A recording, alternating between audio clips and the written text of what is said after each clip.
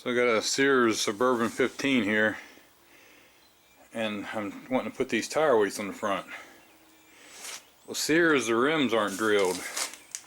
What these are just 8-inch rear weights for like a lawn tractor with the 8-inch rear. The only problem is it does pretty much fill up the diameter. Like, there's not a whole lot left, but they seem to do all right. Now I had an old wheel horse, and see, wheel horse, I don't know if someone did that or if they came pre-drilled, but the weights would bolt right on. Not on the Sears. The Sears doesn't have no bolt holes in it. So I've already took this one off and drilled it to put this on. And we're going to do the other one. Now if you look, you got the slots here where the bolts go, but you got one slot here for the valve stem. You want to make sure you line that up. I put a mark right there so it's easier for me to see. Put them top. Because some of these, the tubes, if they've been spun or something and it comes out sideways, I still put it where it's in the middle of the valve stem. So all we're going to do is lay this on there. There's my mark. I'm in the center of that opening for the valve stem. You just want to make sure it's all down in there centered. Now if you had a real long punch, you could get down through there and just center punch them. But this is a 3/8, or it might be one size bigger than 3/8. I can't read it. But you need at least a 3/8 hole. So what I do is I put this in my drill, and I just go down through the hole right here, and I drill just enough to make a little mark on the rim. I'll do that on both sides.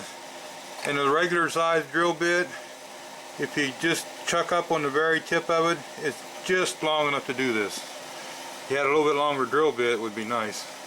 But like I say, if you had a long enough punch that was enough to give you the center, you could punch it, center punch it that way. Now you can kind of see a dot there. You can see I was a little off there. Now see how this starts climbing the hill, and you got this flat spot here. You got enough play in them bolts that I might just take a center punch now, so I know where the holes are supposed to be. I might just take it and put it right in the middle of the flat spot, because you got enough room to move them bolts around a little bit. So I'd rather not be drilling up on the hill or up into where the rim is, so I'll just make me a new mark maybe.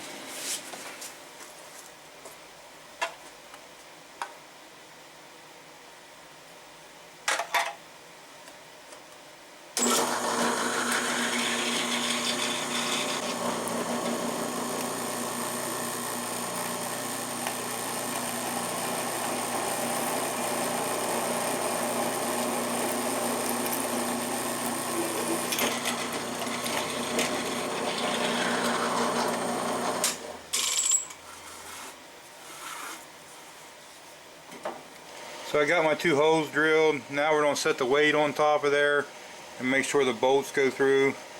I have to take some brake clean or something and get the oil off there, and then I can spray some paint. You don't want the inside where you drilled, the bare metal, you don't want to rust real bad. So, and there, them bolts fit down through there.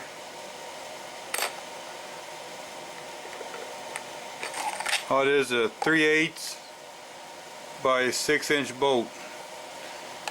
I'll put these through with a washer on the outside, and then I put a lock washer, and then a nut on the inside when I put the on. So we're on the step, clean and paint the holes, and then put the rim back on. And the other one went on good. This one I'm having to coax a little bit, make sure I don't tighten one more than the other and keep it going straight, because I'm a little bit out of round. But I mean, I could take that loose and keep messing with it, but I don't really care.